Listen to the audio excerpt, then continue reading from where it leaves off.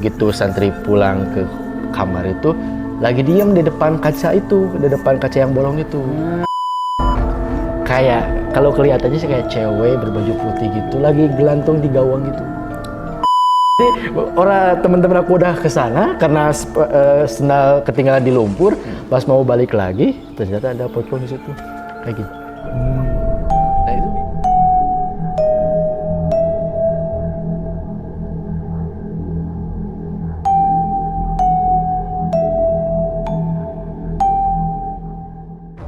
Selamat malam para teman-teman sisi lain. Masih bersama saya Ike Momokyoshi. Kali ini kita akan bercerita bersama seorang narasumber asal kota Cililin.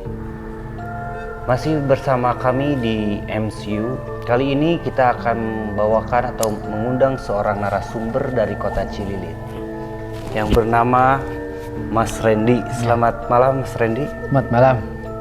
Oke, Mas Randy ini katanya punya cerita horor yang berkaitan langsung dengan pengalaman pribadi, betul? Benar. Betul benar ya? Benar. Oke, boleh diceritakan Mas Randy perihal acara. Oh, boleh diceritakan Mas Randy tentang pengalaman Horor ya? Iya, pengalaman horor yang dialami Mas Randy. Mungkin sebelumnya saya dari Cililin. Cililin itu terkenal dari kota santri lah. Jadi waktu SMP saya pernah mondok tuh di salah satu pesantren ya yang di Cililin. Oke. Ya pernah mondok selama 3 tahunan lah.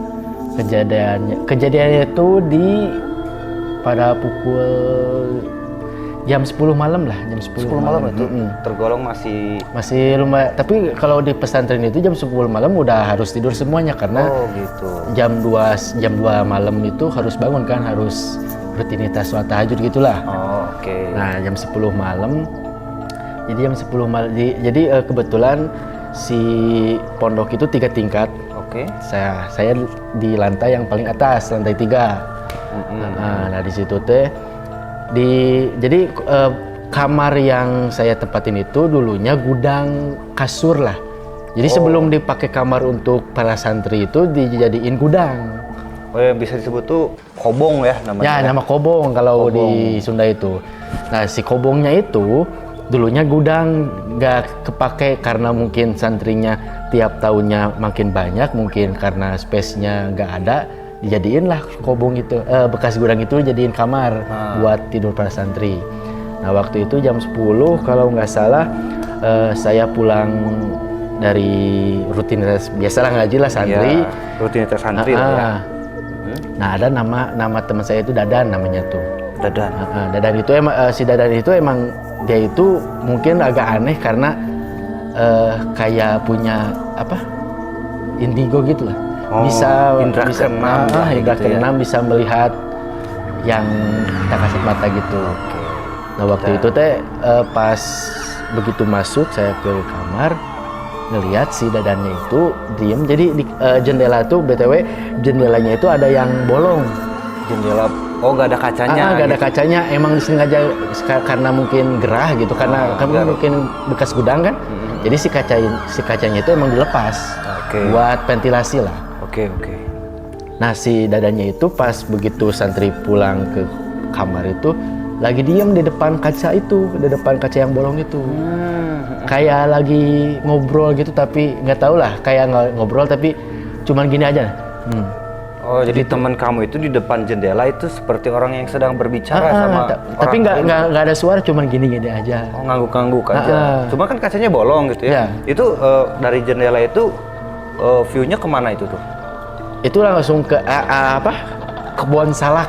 Tahu kebun salak? Kau kan pohon salak kan? Iya. Nah, kan pasti kalau pohon salak gak akan satu kan? Iya. Nah, itu lumayan. Jadi ada lapang bola, terus di pinggirnya ada kebun salak. Nah, itu benar-benar langsung menghadap ke sana. Oh, dari jendela itu? Dari jendela itu. Nah, pas ketika dia kayak ngobrol, kita juga kan aneh. Nah, pas dipanggil, Dan, dia nengok dingin, gitu aja. Jadi tanpa ekspresi muka gini gitu aja. Nah, udah gitu teh mungkin santri juga pada bingung, ya udahlah tepin aja lah. Nah, singkat ceritanya kejadian itu udah beres, maksudnya semuanya udah tidur, Ya. udah tidur. Ternyata pas jam 1 malam lah, sebelum memasuki mau rutinitas tahajud, si Dadan itu Teman kamu bangun, itu bangun duluan gitu ya, bangun sebelum duluan. jam rutinitas. Kebetulan tidurnya di pinggir, Oh, di samping kamu di lah. samping kamu, di samping aku. Nah, otomatis pas dia bangun, aku juga kebangun. Ya. Nah, pas lihat dia mau ngambil apa? Anduk. Jadi, nah si jendela itu kan ini jendela. Nah, di sini itu ada kayak tempat jemur anduk. Oh, di samping jendela. Samping jendela itu. Nah, sebelum pas mau ngambil anduk, dia itu kayak tadi lagi, kayak ngobrol kayak gitu. lagi depan jendela yang sama. Ya, karena mungkin aku takut, jadi ya udahlah tidur lagi aja lah. Tapi karena ngelihat keanehan itu, jadi nggak bisa tidur. Otomatis Kepikiran lah ya gitu. Pas dia ke kamar mandi lah udah selesai. Nah, aku beraniin buat buka selimut kan di gitu kan. Pas buka selimut, ini mau bukan percaya boleh enggak ya? Jadi oh ya, belum dikasih tahu. Jadi ini jendela. Nah, di situ kan ada lemari santri kan. Di bawah jendela. Jendela ini lemari gitu. Di pas di atas. Jadi lemarinya tuh nggak tinggi, jadi segini lah. Sebesar gini lah ada ya? Nggak, mungkin? segini nih. Oh segitu. Itu jendela. Nah, itu jendela. Di atas lemari itu. Ini boleh percaya boleh enggak lah. Ya, emang benar-benar kejadian seperti itu, dan aku sendiri yang lihatnya. Ada yang lagi sholat Di atas. iya, tapi bajunya serba putih, kayak samar gitu. Di atas. Ya, di atas lemari. Samping jendela. Nah kan Merinding saya. nah kan aku kan ngelihat sendiri, itu masih bingung ini benar atau enggak gitu kan. Nah, udah mau istighfar semua, dibaca lah, ditutupin lagi pakai selimut. Pas dibuka udah gak ada. Udah gak ada sih yang sholatnya itu.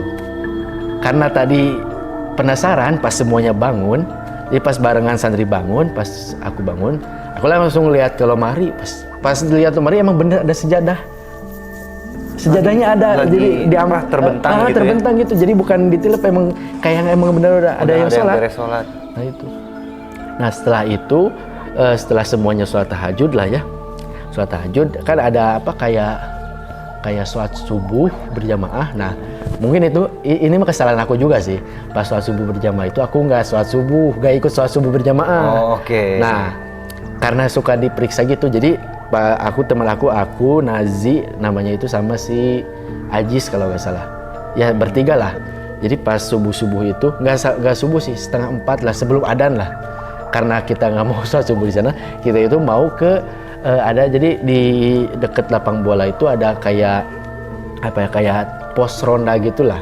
Jadi pengen diem di sana aja biar nggak keperiksa lah. Oh, nggak keperiksa. Jadi pas biar pengurusnya pas ke Kobong itu kita nggak ada gitu. Biar disangkanya di masjid. Takutnya dihukum juga kan. Nah mau ngelanjutin tidur di sana di pos ronda. Oke. Nah setelah kejadian kan berbarengan setelah kejadian itu malamnya, pas kita jalan kebetulan ini lapang bola ya tadi kebun salak itu, yaitu pos ronda sebelah sananya. Kita mau nggak mau harus lewat situ. Oke. Mau nggak mau itu harus lewat karena emang satu-satunya jalan cuma ke situ. Aksesnya cuma ke situ ya. Dan cuman tempat itu yang pasti aman, nggak akan Diperiksa sama senior di Kobong ya. Aku jalan, ternyata pas jalan kan namanya pemula ada gawang. Nah di gawang itu ada kayak kalau kelihatannya sih kayak cewek berbaju putih gitu lagi gelantung di gawang gitu. Lagi gini nah, gini nih. Tapi kepalanya di atas dong. Iya, masih di atas. Dan ini gawang kan di atas gawang kan di mistarnya nah. Yeah. Nah gini. Gitu-gitu. Ya si ceweknya tuh pakai baju putih semua.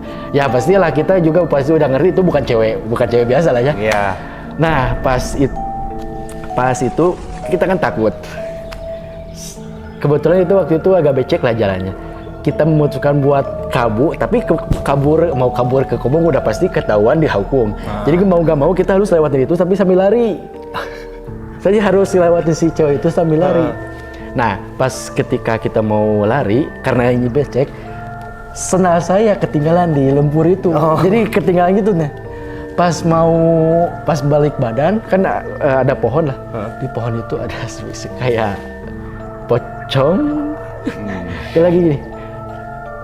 Mukanya emang nggak jelas sih, hitam gitu, tapi senyumnya kelihatan ini. Jelas banget senyumnya. Tapi wajahnya nggak kelihatan, cuma senyumnya aja kayak senyumnya. Gitu tuh. Kayak mentertawakan. Kayak seakan-akan mun bahasa Sunda pek syah tesarolat. Kayak marahin gitu. Jadi teman-teman aku udah kesana karena sendal ketinggalan di lumpur. Pas mau balik lagi, ternyata ada pocong di situ. Kayak gitu. Nah itu bingung tuh.